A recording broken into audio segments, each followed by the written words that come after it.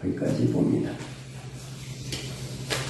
본문이 좀 길기 때문에 한 번에 여러분들에게 다 말씀드리기는 조금 시간이 벅차서 두 번으로 나눠서 말씀을 드리도록 하겠습니다. 사람들이 하는 운동 가운데 마라톤이라는 운동이 있어요. 이 마라톤이라는 운동은 끈기가 없으면 못합니다. 42. 몇 킬로라고 그러는데 42. 몇 킬로를 뛰려고 그러면 보통 끈기 갖고 뛸 수 있는 게 아니에요. 근데 더 빨리 얼마나 일찍 뛰느냐 하고 또 시간까지 재니까 마음이 더 조급해지지요. 그냥 42km 몇 킬로 걸어간다 그러면 혹시 쉽게 누구나 참여할 수 있겠지만은 그래도 어려운 거리예요.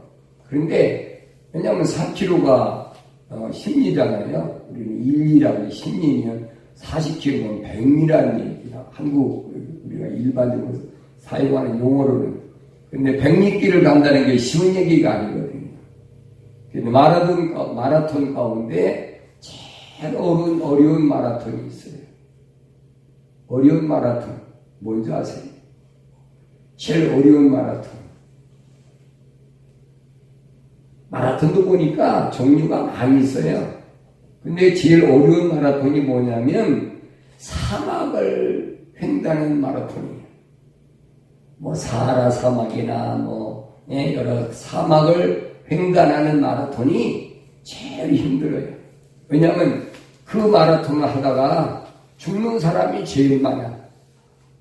그래서 그 마라톤에 참여하는 사람은 죽어도 괜찮다는 서약서를 다 쓰고 이제 참여를 하는데, 그런데 웬만한 마라톤에서는 그런 일이 별로 없죠. 왜냐하면 앰뷸런스가 따라다니고 경찰이 또 호위하고 하니까 그런 일이 없는데, 이 사막은 그게 안 된단 말이에요.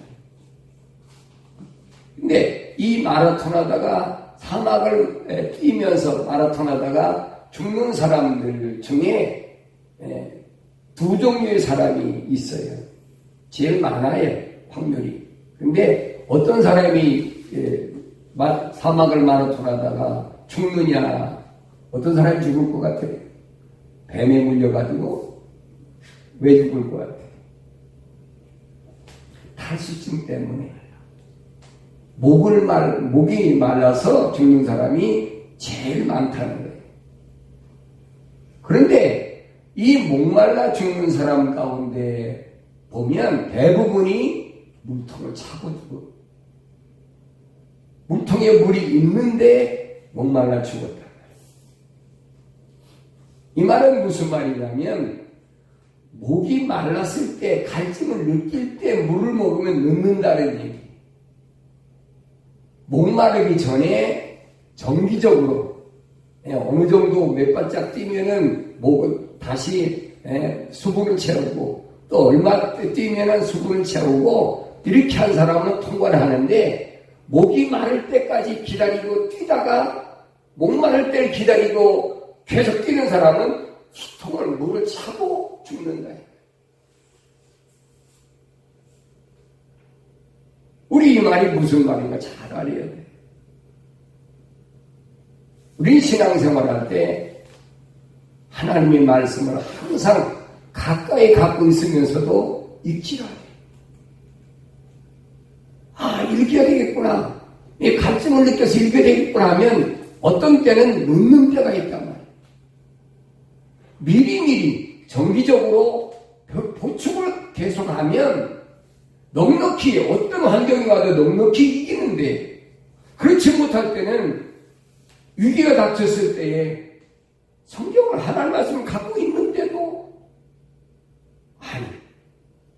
그때 읽게 되겠다 하면 이미 늦는다. 두 번째로 죽는 사람은 어떤 사람이냐? 같이 뛰는 동료가 없는 사람이 죽는다. 같이 뛰는 동료가 있다가 넘어지면 금방 물이라도 갖다 먹여주고 물이라도 부어주는데 같이 뛰는 동료가 없다는 거예요. 사막이니까 거리가 멀리 떨어지잖아요. 네. 그래서 하나님이 우리에게 믿음의 친구를 가까이 세워준 것은 참 복 중의 복이다.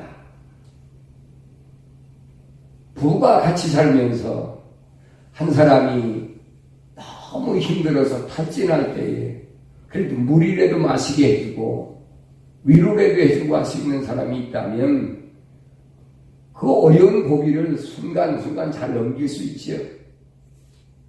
근데 그렇지 못한 사람은 자기 생각에 도취돼가지고 나는 내 인생 이거 끝났는가 보구나. 쉽게 포기해버린다. 믿음의 동료가 있다는 것이 얼마나 중요한 걸 여러분 아셔야 됩니다. 꼭 부부만 필요한 것이 아니에요. 이 땅에 사는 동안에 참된 믿음의 동료가 얼마나 필요해요. 그래서 교회들이 자꾸 모임을 갖는 것은 다른 게 아니에요. 주일날이니까 옛날에 그랬잖아요. 우리 개신교도 신앙생활 할 때는 주일을 성수하라. 성경에 없는 얘기예요. 바울은 오히려 뭐라고 그럽니까? 아니라고 그러잖아요. 가라데 그 지방에 있는 교회들에게 말씀하실 때 보면 아직도 너희들이 날들을 지키고 새 달을 지키고 새해를 지키고 하느냐? 아직도 내가 너에게 가르쳐주길 그렇게 안 가르쳐줬는데 잘 아셔야 돼요. 그래서 우리는 날마다 하나님 말씀을 좀 더 가까이 하는 신앙을 갖는 습관을 길러야 돼요. 날마다 하루에 몇 장이라도 몇 페이지라도 날마다 읽으면서 주님이 오늘 나에게 뭘 말씀하시는지를 들을 수 있는 듣기를 간절히 소원하는 그런 마음을 가지고 살아가면 성령께서 우리에게 주의 말씀을 통하여 하나님의 하늘의 신령한 비밀을 깨닫게 해주실 줄로 믿습니다. 기독교 신앙에서는 기적이라는 것은 존재하지 않는다라고 제가 말씀드렸습니다. 기독교가 믿는 하나님은 전지전능 무소부지하신 하나님이시기 때문에 그 하나님이 육신이 있고 우리 가운데 오셔서 자신이 하나님 되심을 나타내신 것에 불과한 것이지 절대 타락한 인간이 바라보는 눈으로 기적이라는 것을 강요하면 안 된다는 얘기. 사탄 마귀는 그걸 흉내내면서 자신이 하나님인 것처럼 거짓으로 행세하는 것이 바로 현실입니다. 신앙생활을 한다면서 아직도 어둠에서 벗어나지 못한 사람들, 즉 빛에 거하지 못하는 사람들은 그것을 보고 따라가며 흉내를 내고 능력을 받은 것이라고 주장하기도 하지만은 중요한 것은 그 능력이 어디서 온 거냐는, 어디서 시작된 능력이냐는, 전지전능 무소부지하신 하나님이 주의 성령을 통해서 주신 능력이냐, 아니면 사탄 마귀가 거짓으로 우리에게 나타나는 것이야. 그걸 분간할 줄 알아야 돼. 그걸 분간하지 못하면 가톨릭에서는 엄청난 능력을 행합니다. 그리고 요한계시록을 보면 마지막 때는 거짓 선지자와 뭐 하는 자? 마술하는 자를 지옥에다 집어넣겠다. 그 마술이라는 것이 그 거짓 이적이거든요. 마술 보셨잖아요. 보면 사람을 비워놓고 칼로 자르기도 하고 별짓다 하잖아요. 이야, 저런 게 다 있노. 지난번에 제가 잠깐 어느 화면에서 보니까 마술하는데 사람을 비워놓고 손을 딱 들으니까 그 양날에 사람이 또 아무것도 없는데 뜨는 거예요. 그러니 사람 미혹이 안 되겠습니까? 될 수밖에 없는 거지.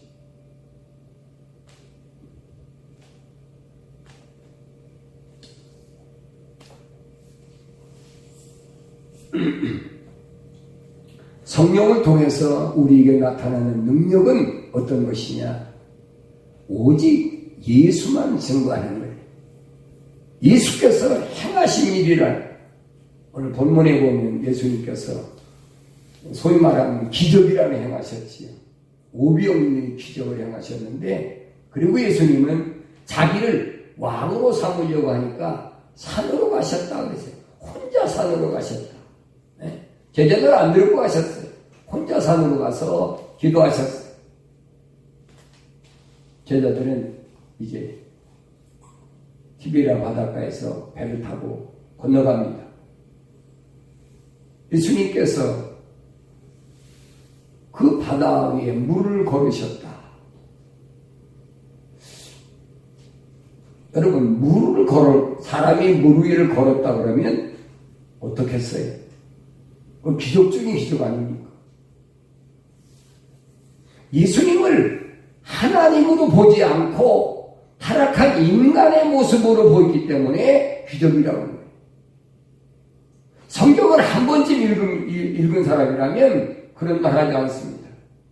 왜 그런가 하니 창세기 1장 2절에 보면 땅은 형체가 없고 공허하며 어둠이 깊음이 표면에 있으며 하나님이 영은 물들의 표면에서 거니시더라.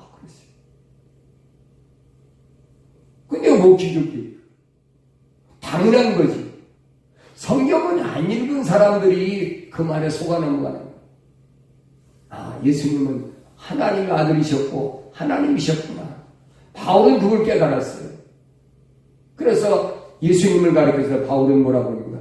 하나님의 본체신데 그가 우리를 위하여 타락한 인간의 모습으로 오셨는데 왜 오셨느냐? 제 문제를 해결하시려고.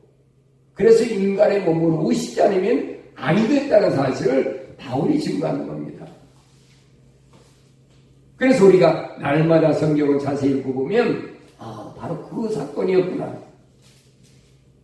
신명기 13장에 보면 한번 보겠습니다. 신명기 13장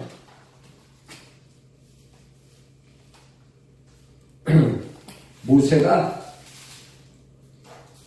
하나님께 주신 말씀을 증거할 때 뭐라고 증거했느냐? 신명기 13장 1절부터 신명기 13장 1절부터 같이 봉독합니다. 시작. 만일 너희 가운데 선지자나 꿈꾸는 자가 일어나서 표적이나 이적을 내게 보이고 그 표적과 이적이 이루어져 그가 내게 일러 말하기를 내가 알지 못하는 다른 신들을 쫓아가서 우리가 그들을 섬기자 할지라도 너는 그러한 선지자나 꿈꾸는 자의 말들에 경청하지 말라. 이는 주 너희 하나님께서 너희가 너희 마음을 다하고 너희 영을 다하여 주 너희 하나님을 사랑하는 자를 아시고 너희를 시험하시니라.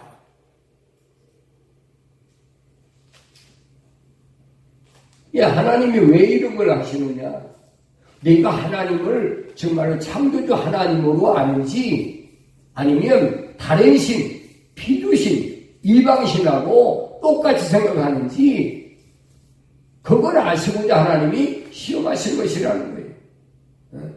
근데 이스라엘 백성이 애굽에서 430년 동안 종살이 하면서 그들은 애굽의 이방신을 섬기면서 이미 습관이 됐어요. 몸에 젖어버렸어요. 오늘 우리 신앙생활 할 때도 마찬가지입니다.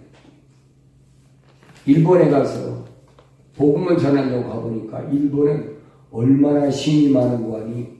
제가 80년대에 일본에 갔는데 정부에 등록된 신만 86만이래요.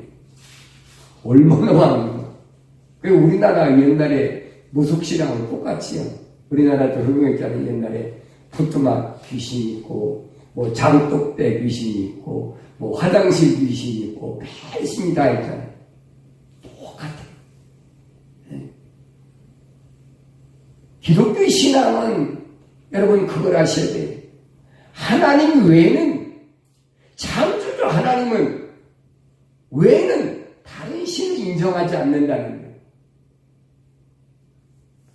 그런데 개신교 신앙은 뭐냐면 다시 말하면 여러 가지 신을 다 섬기는 캐톨릭에서 떨어져 나왔기 때문에 다른 신을 다 인정해버리는 거예요. 요즘 목사님들이 뭐라고 하는 줄 압니까? 다른 종교를 가진 사람을 절대 욕하지 말고 다른 종교를 가진 사람들을 포용을 하고 다 받아들이고 서로 교류하고 해야 되는 것이, 그 사람들은 기독교를 세상의 종교 중에 하나로 보고 있는 거예요.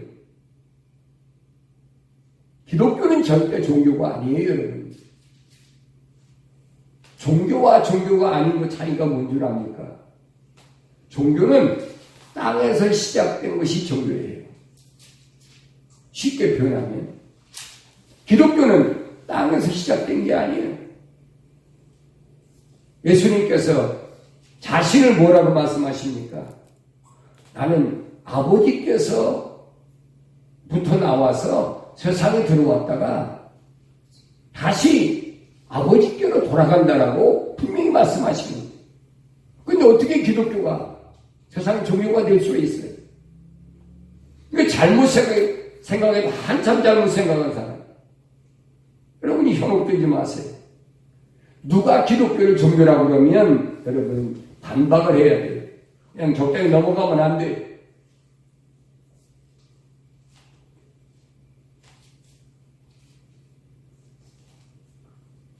두 번째로 본문이 보니까 요즘 말하는 하나님의 일이 뭐냐는 거예요. 아는 사람들은 하나님 일을 뭐라고 그럽니까? 나가서 전하는 거, 뭐 목회하는 거, 뭐 하는 거, 그게 하나님 일이라는 거예요. 근데 주님이 하나님 일에 대한 정의를 내려주셨어요. 오늘 28절에 보니까 그들이 주께 말씀드릴 우리가 하나님의 일들을 하려면 무엇을 해야 되릴까라고 하니, 무엇을 해야 되겠습니까? 예배당에 가서 청소를 많이 해야 되겠습니까? 가서 노방 정도로 해야 되겠습니까? 뭘 해야 되겠습니까? 여러 가지 종교를 묻는 거예요. 무엇이 하나님 일입니까? 29절에서 예수님께서 대답하신 것은, 예수께서 대답하여 그들에게 말씀하신 이것이 하나님의 일이니, 즉 그분이 보내신 일을 너희가 믿는 것이다. 하나님 일 아셨지? 잘못하지 마세요. 불쌍한 사람 돕는 거 이거 하나님 일 아니에요. 그거 당연한 거예요, 여러분. 어려운 사람 돕는 거 그거 하나님 일 아니에요. 당연한 거지. 주님은 하나님 일이 뭐냐? 정확하게 정의를 내리셨어요. 그가 보내신 예수를 믿는 거예요. 여러분 예수 믿습니까? 그럼 여러분 하나님이라고 믿는 거예요. 유대인들이 생각할 때는 어려움을 겪는 사람들을 돕고 힘들어하는 사람들을 같이 하고 하는 것이 하나님의 일인 줄 알았어요. 왜? 예수님이 행하신 기적을 보니까 병든 자를 고쳐주시고 다 하니까. 예수님이 다 하신 게 안 하신 게 뭔 줄 아세요? 병든 사람 고치고 다 무등병자 고치고 다 하셨는데 안 하신 게 뭔 줄 아세요? 가난한 사람 부자로 안 만드셨어. 성경 있어요? 가난한 사람 부자로 만들었던 데 있어요? 없어요. 잘못 알면 안 돼요. 하나님 이름은 뭐냐? 하나님 이름은 뭐냐? 내가 예수 믿는 거예요. 그분을 믿는다는 건 무슨 말이냐? 그분의 약속을 믿는 거예요. 그분의 약속을 믿으면 그분의 명령대로 행하니까. 그러면 주님께서 말씀하신 대로 무엇을 먹을까, 입을까, 마실까 염려할 필요가 없다는 거예요. 왜? 내 아버지께서 내가 이 땅에 사는 동안에 무엇이 필요한지 그분이 다 아시니까. 그분께 내가 얼마나 맡겼느냐는 거예요. 얼마나 맡겼느냐. 100% 맡겼으면 그분이 100% 책임지시죠. 100%못 맡기거든요. 네. 여러분 생각해보세요. 우리 예수 믿는다고 신앙생활 한다고 하면서 하나님께 몇 프로나 맡기고 삽니까? 제가 이번 주에 이 말씀을 읽고 제가 데이케어 센터에 나가서도 또 집에서도 이 말씀을 아침 중 읽으면서 내가 과연 예수를 얼마나 믿었을까? 하나님은 내가 100% 지금 믿고 지금 살아갈까? 조금만 어려워도 이거 어떡하나? 막 걱정이 되잖아요. 사람이니까 걱정 안 될 수가 없잖아요. 내가 정말 주님을 얼마나 믿나? 내 성경은 뭐래? 너희는 먼저 그 나라와 그 의를 구하라. 먼저 그 나라와 그 의를 구하면 하늘에 계신 하나님 아버지께서 네가 이 땅에 사는 동안에 필요한 거 그분이 다 아시기 때문에 그걸 믿으라는 거예요. 주님 약속하셨는데 우리는 그걸 믿지 못하잖아요. 왜? 당장 눈앞에 지금 환경이 그게 아니잖아요. 그러니까 두리번 하면서 나 혼자 내가 새벽에도 응아나치고 새벽에 보냈어. 하나님 내가 얼마나 믿습니까? 내가 얼마나 믿으면서 다른 사람한테 예수 믿으라고 얘기하는지 나 자신이 얼마나 부끄러운지 모르겠어요. 성경은 그랬어요. 주 예수 그리스도를 믿으라. 그리하면 너와 네 집이 구원을 받으리라.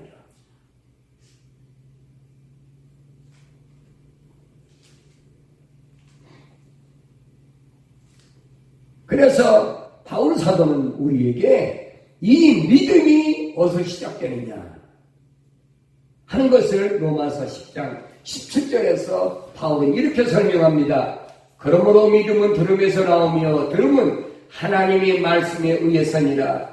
그러나 내가 말하노니 그들이 듣지 아니하였느냐? 심로 들었느니라. 그들이 음성이 온 땅에 퍼져나갔고 그들이 말해 세상 끝까지 이르렀느니라. 듣고도 안 믿어. 안 듣는 게 아니에요. 사도들이 목숨을 걸고 주님의 제자들이 목숨을 걸고 복음을 전했는데도 들었는데도 믿질 않는다는 얘기. 왜 그랬을까? 하나님의 말씀을 전해야 되는데 하나님의 말씀이 아닌 거 전하고 있다는 얘기.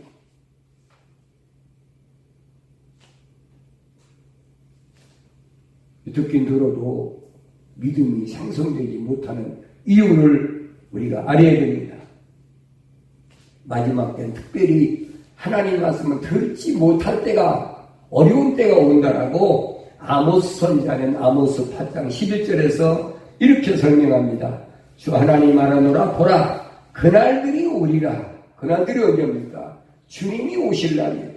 그날들이 올 텐데 내가 그 땅에 기근을 보내리니 땅의 기근도 아니요 물롱이라는 갈증도 아니라 오직 주의 말씀을 듣지 못하는 기근이니라. 사람들이 바다에서 바다까지 북쪽에서 동쪽까지 방황할 것이요 사람들이 주의 말씀을 찾으려고 이리저리 다닐 것이나 그것을 찾지 못하리라.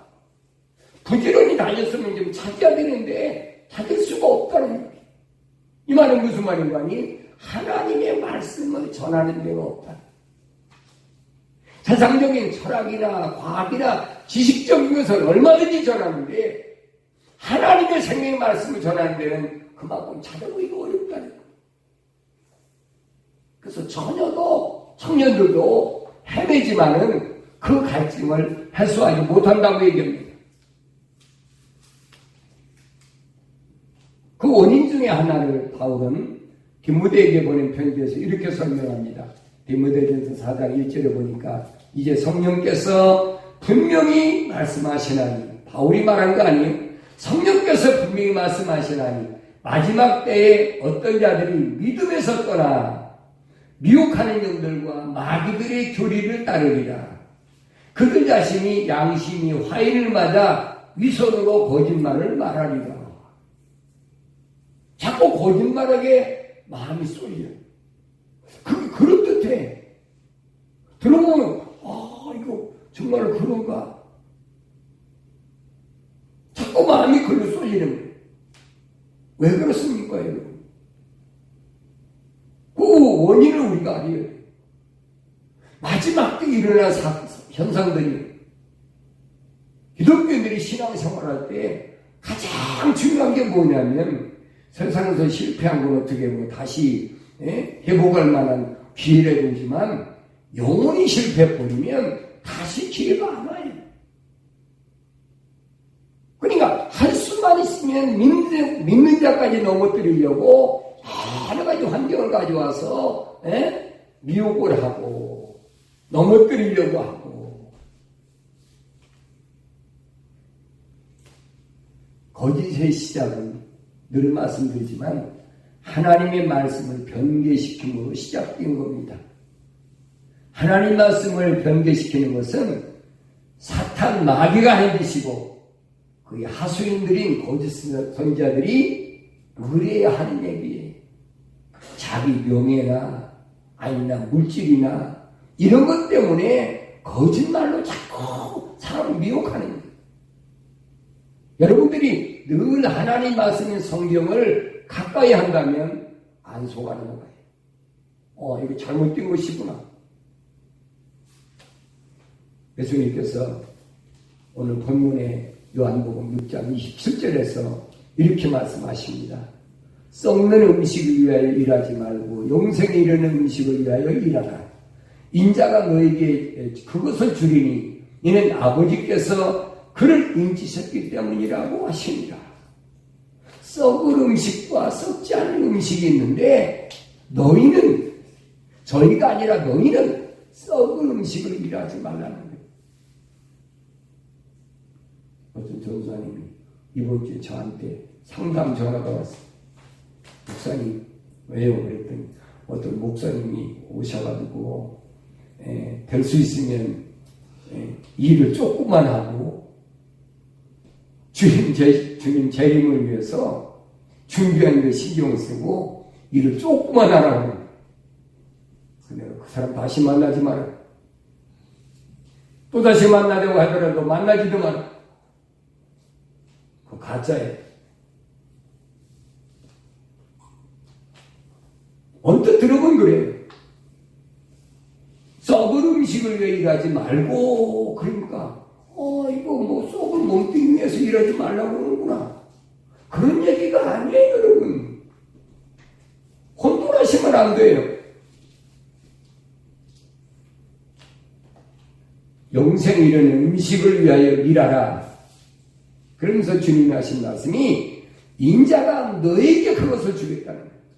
내가 너에게 썩지 않은 음식을 줄 테니까 내가 너에게 준 것이 왜 썩지 않은 것이냐? 하나님께서 인치셨다. 도당치셨기 때문이라. 하나님이 도당친 그 음식을 먹여야 된다는 거예요. 근데 하나님이 인정하시지 않는 그걸 하나님 말씀이라고 하면 되겠습니까? 아담과 하와가 왜 넘어갔습니까?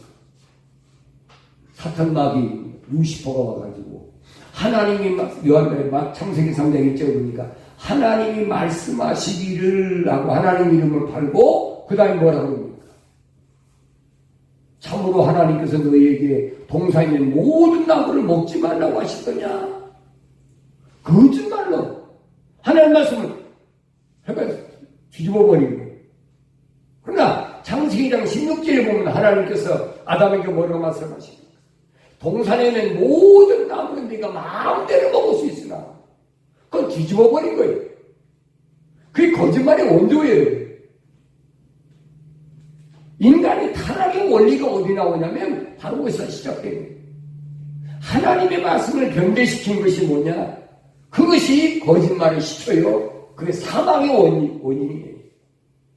지금도 그 일을 아주 자랑하고 있잖아요. 누가? 소위 설교한다는 목사들. 이게 거짓말인가 아닌가? 여러분이 알라고 어떻게 성경 읽으셨으면 안 넘어가지. 이거 틀렸구나. 거짓말이구나.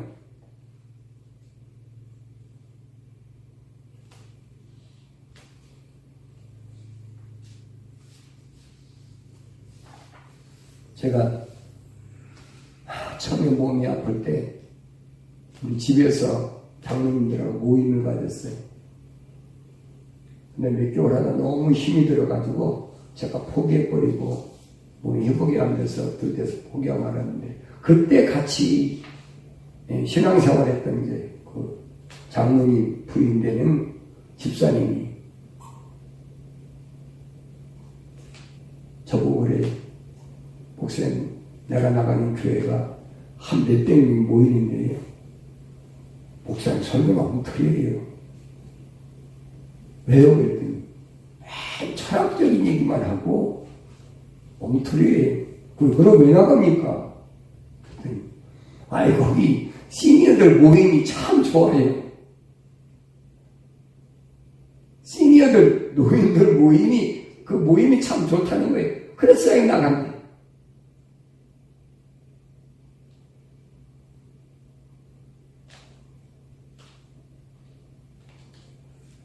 하나님께서 이스라엘 백성에게 말씀하십니다. 썩을 음식이 뭐냐 하는 거예요.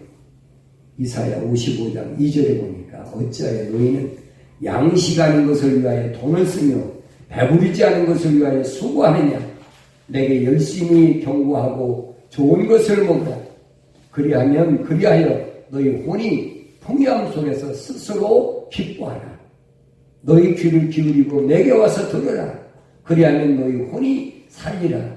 너희와 영원한 언약을 맺으리니 곧 다에서 확실한 자비입니다.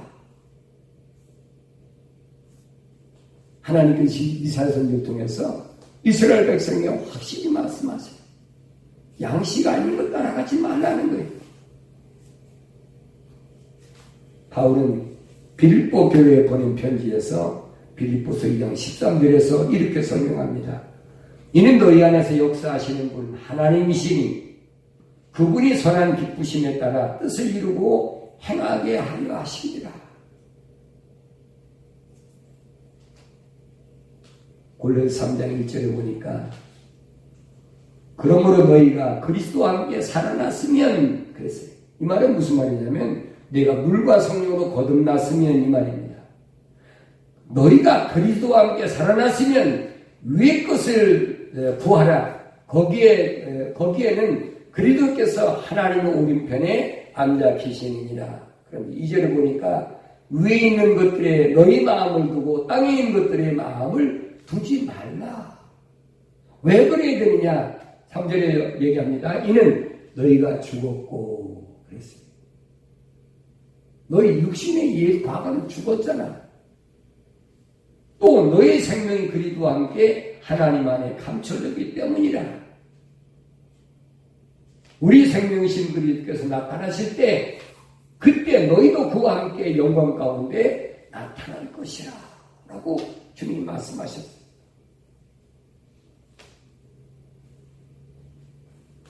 그러면 영생이 이르는 음식은 뭘까? 영생이 이르는 음식. 오늘 본문의 56장 54절에 보면 내 살을 먹고 내 피를 마시는 자는 누구든지 영원한 생명을 가졌나니 내가 그를 마지막 날에 살리리라. 이것은 하늘에서 내려온 빵이라. 너희 조상이 만나를 먹고 죽은 것과 같지 아니하니 이 빵을 먹는 자는 영원히 살리라고 하십니다. 영원한 양식이 있는데 그 양식이 뭐냐? 예수님은 내가 하늘에서 내려온 빵이라는 거예요. 유대인도 이해가 안 되지요.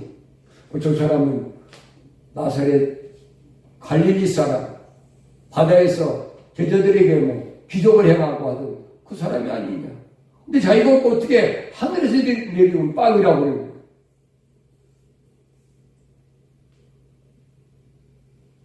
주님과 이들과의 대화는 늘 말씀드리지만 동문서답입니다.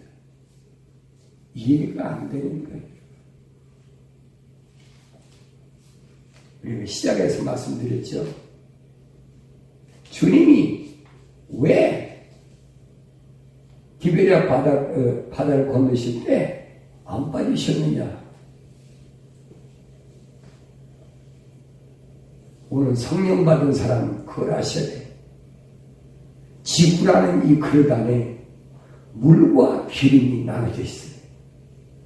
성령 받은 사람은 절대 세상에 빠지지 않는 겁니다.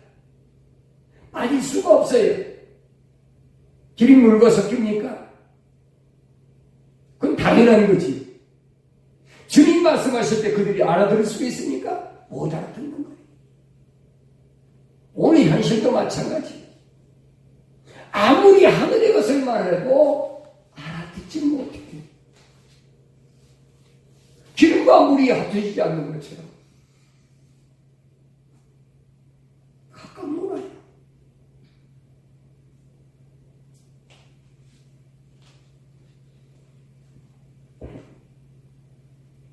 예레미야 15장 16절에 보니까 주의 말씀들이 발견되기에 내가 그것을 먹었더니 주의 말씀이 내게는 내 마음의 기쁨과 즐거움이 되었나이다. 오 만군의 주 하나님이여, 이는 내가 주의 이름으로 일컬음을 받는 자임이니이다. 하나님의 말씀은 어떻게 되느냐? 듣는 것으로 끝나면 안 돼. 먹어라. 하나님 말씀을 먹어야 그것이 나와 일치가 되는 겁니다. 음식을 먹어서 내 몸에 어떤 영양가가 있나? 이게 바이타민 A가 있나, B가 있나, C가 있나, D가 있나, 그거 생각하고 먹잖아요. 아, 내 몸이 어디 약하니까 어떤 음식을 먹어야 되겠구나, 그런 생각하고 먹지 않습니까? 근데 내 안에 있는 내 영혼은 뭡니까? 뭘 먹어야 산다는 거예요. 여러분 생각해 보셨어요? 하루에 밥 3끼는 먹으면서 그래도 이걸 먹어야 건강하고 이거 먹어야 힘이 나고 하면서 내 영혼은 왜 이럴까? 왜 내 마음이 우울하고 내 영혼이 힘들까 생각해 보셨어요? 말씀을 먹지 않았습니다. 먹으라는 거예요. 오늘 하나님께서 예레미야 선지자를 통해서 이스라엘 백성 하신 말씀이 그겁니다. 내가 그것들을 먹었더니 주의 말씀이 내게는 내 마음의 기쁨과 즐거움이 되었나이다.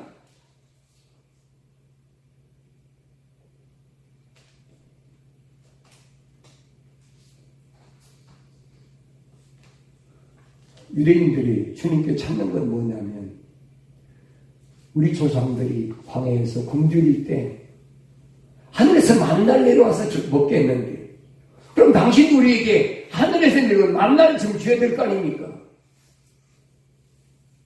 만나를 주님이 주셔도 만나인지 모르는 게 문제란 말이에요. 오늘 우리가 그렇잖아요. 우리는 그런 건 안 되지. 저희들이 그렇지. 주님께서 지금도 쉼없이 하나님의 생명 말씀을 통해서 쉼없이 만나를 주시는데도 그 만나가 뭔지를 모른다는 얘기. 그 육신의 빵만, 육신의 입만 즐겁게 하면 그게 만나인 줄 알고 있다는 얘기. 그게 아니라는 얘기.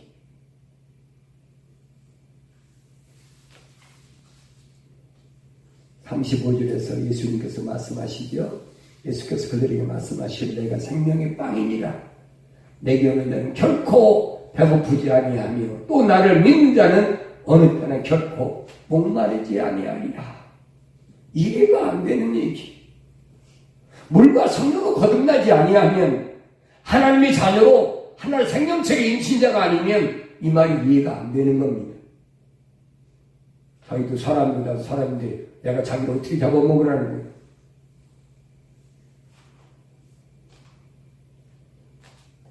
마지막 때 하나님의 사명을 감당할 주의 백성들에게 계시록 20장 7절에 보면 이렇게 기록하고 있습니다. 7째 천사가 소리를 내는 날들에 그가 나팔을 불게 되리니 그때 하나님의 신비가 그분께서 자기의 종들인 선지자들에게 선포하신 것과 같이 이루어질 것이라고 하더라. 또 내가 하늘로